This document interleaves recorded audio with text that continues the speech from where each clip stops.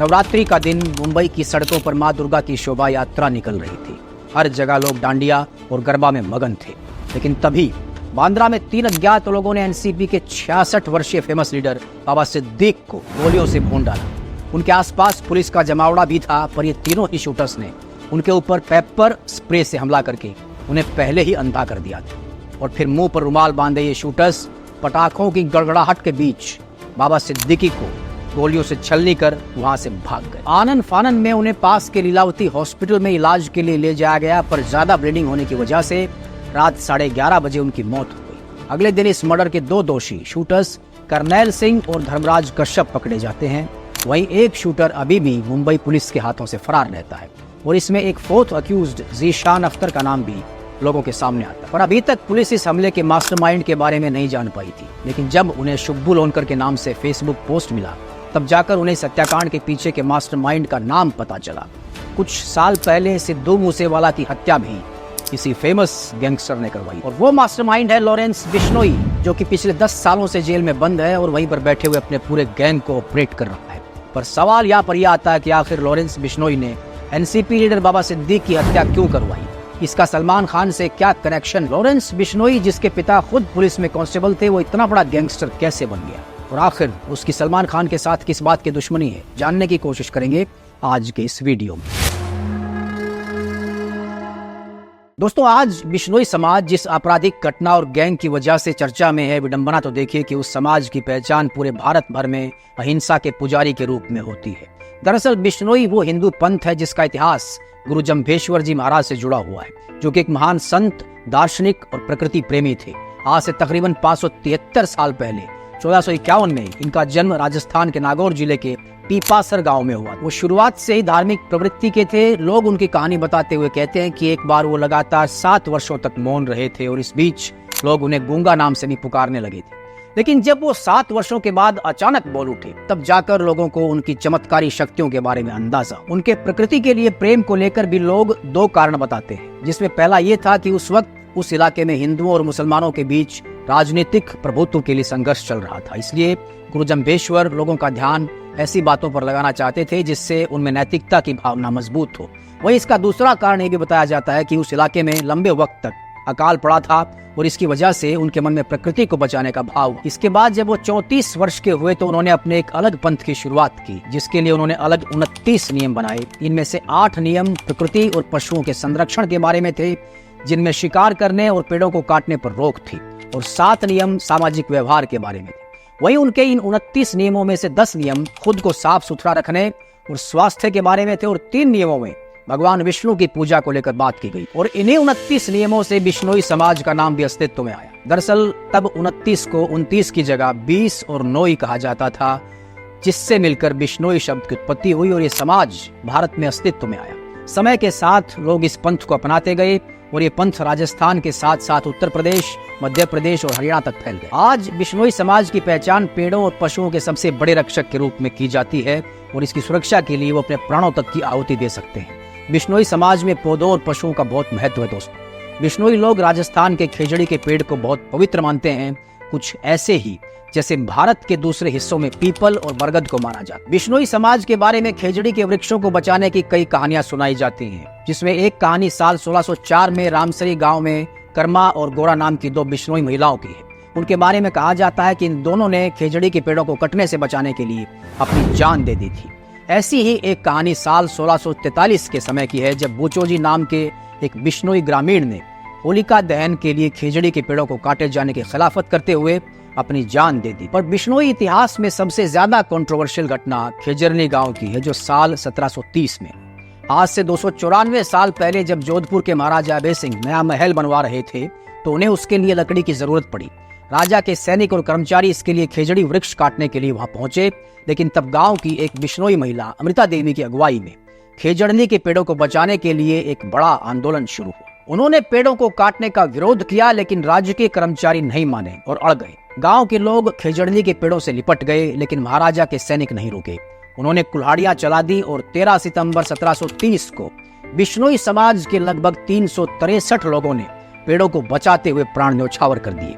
इसके बाद लोगों की चीख पुकार सुनकर महाराजा अभय सिंह खेजड़नी पहुंचे और पेड़ों की कटाई रुकवाने के साथ वचन दिया कि पूरे मारवाड़ में कोई भी खेजड़ी का पेड़ नहीं काटा जाए। और आज भी बिश्नोई समाज में खेजड़ी पेड़ के बारे में माना जाता है कि मुश्किल मौसम में भी उपजता है और इसकी वजह से रेगिस्तान में हरियाली बरकरार रहने में मदद मिलती है। दोस्तों, बिश्नोई बहुल गांव खेजड़ी के पेड़ों से घिरे होते हैं। ये कहावत है कि सिर साटे रोक रहे तो भी सस्तो जान, जिसका मतलब है कि एक इंसान के सिर को कटवाकर एक पेड़ को बचा लिया जाए तो भी ये बहुत सस्ता सौदा है। ये बात प्रकृति के लिए इनके सर्वोच्च समर्पण भाव को बताती है। वहीं खेजड़ी के पेड़ के अलावा बिश्नोई गांव में हिरण भी नजर आते हैं। बिश्नोई समुदाय दरअसल हिरणों को भी खेजड़ी की तरह ही पूजनीय मानता है। इस समाज के लोगों में ऐसी मान्यता है कि वो अगले जन्म में हिरण के रूप में जन्म लेंगे।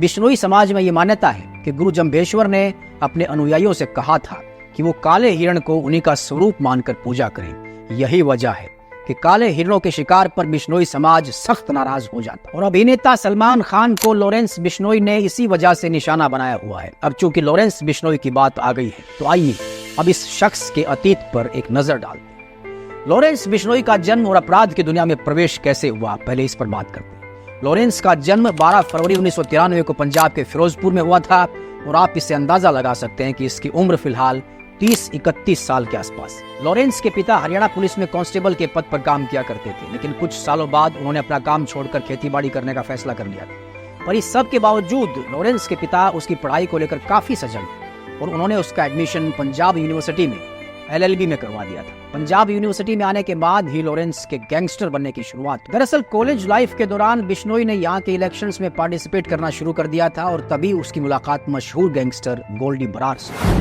दोनों मिलकर कॉलेज के पॉलिटिक्स में हिस्सा लेने लगे और गोल्डी बरार के साथ लॉरेंस कई क्रिमिनल एक्टिविटीज का हिस्सा बनने लगा। लोगों का ऐसा मानना है कि अपराध की दुनिया में अगर लॉरेंस को किसी ने रूबरू कराया था तो उसका दोस्त गोल्डी बरार ही था। साल 2010 से 2012 के बीच उसके खिलाफ चंडीगढ़ में कई FIR दर्ज हुई, जिसमें मर्डर, अवैध कब्जे, कातिलाना हमले और रॉबरी जैसे बड़े और संगीन अपराधों की धाराओं के तहत केस दर्ज हुए।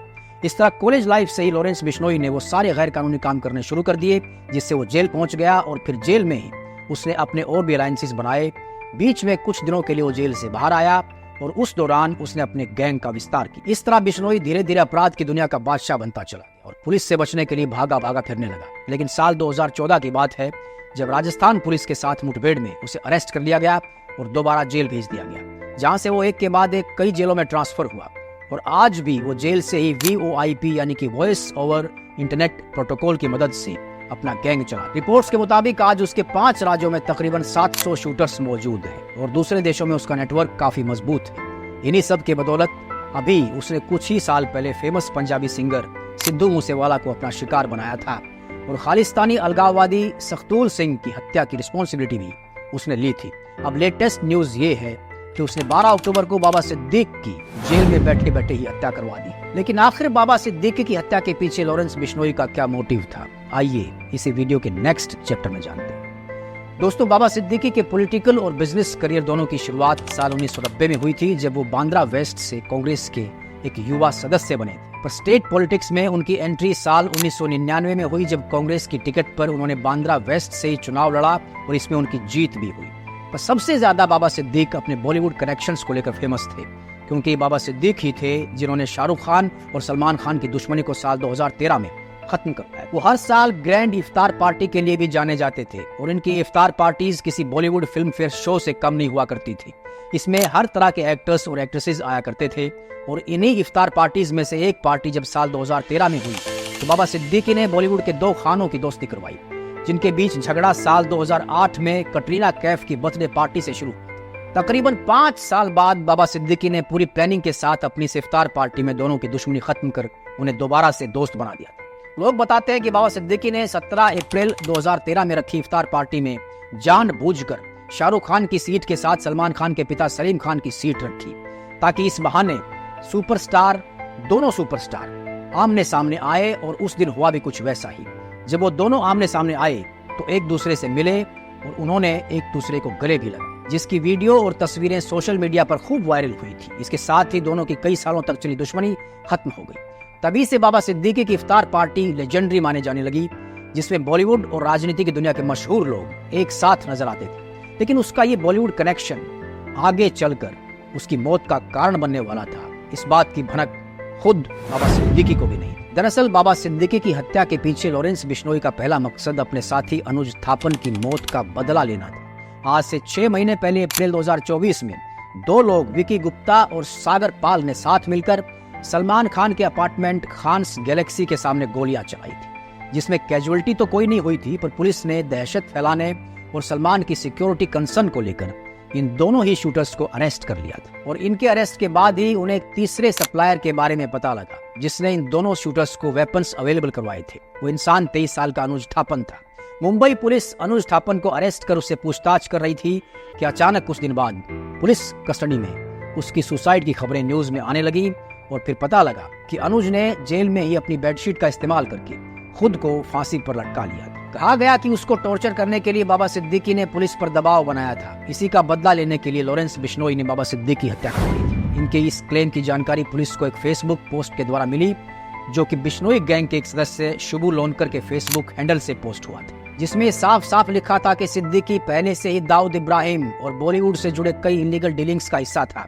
इसी पोस्ट के माध्यम से उन्होंने ये भी क्लेम किया था कि पहले तो बाबा सिद्दीकी को मारने का उनका कोई प्लान नहीं था, पर जब पुलिस कस्टडी में रहस्यमय तरीके से उनके साथी अनुज की मौत हुई तो बॉलीवुड से बदला लेने के लिए उन्होंने बाबा सिद्दीक को अपना निशाना बनाया और ये धमकी भी दे डाली कि अगर कोई इंसान दाऊद इब्राहिम या फिर सलमान खान की मदद करेगा तो उसका हश्र भी ऐसा ही होगा। तो दोस्तों, ये कहानी थी बिश्नोई समाज और उसके एक गैंगस्टर लॉरेंस बिश्नोई की, जिसने वर्तमान में बॉलीवुड और माफिया इंडस्ट्री को जेल में बैठे बैठे ही हिला कर रख दिया। हालांकि लॉरेंस बिश्नोई और उसके गैंग की क्रिमिनल एक्टिविटीज ने बिश्नोई समुदाय की पहचान और सम्मान को गहरा आघात पहुंचाया है। बिश्नोई समुदाय, जो पर्यावरण संरक्षण, अहिंसा और नैतिक मूल्यों के लिए जाना जाता है, इस गैंग की हिंसक गतिविधियों के कारण गलत तरीके से पहचाना जा रहा है। और ये बात अनफॉर्चुनेट है कि एक व्यक्ति और उसके गैंग की हरकतों के कारण एक पूरे समाज को सवालों का सामना करना पड़ रहा है। अब समय आ गया कि बिश्नोई समुदाय अपने असली मूल्यों और परंपराओं को मजबूती से सामने लाए, ताकि उनके ऐतिहासिक योगदान और पहचान पर कोई आंच न आए। वैसे आप इस पूरे मुद्दे पर क्या सोच रखते हैं? नीचे कमेंट्स में लिखकर हमें अपनी राय जरूर बताएं और साथ ही बताएं कि आखिर बाबा सिद्दीकी की मौत के बाद क्या अब बिश्नोई का अगला निशाना सलमान खान होंगे, या फिर सलमान को डराने के लिए लॉरेंस की बस ये महज धमकी थी? साथ ही अगर आपको ये वीडियो इंटरेस्टिंग और इन्फॉर्मेटिव लगी हो तो इसे लाइक करना और हमारे इस चैनल को सब्सक्राइब करना ना भूलें। हम मिलते हैं आपसे ऐसे ही किसी अगली वीडियो में नए टॉपिक के साथ। तब तक के लिए नमस्कार।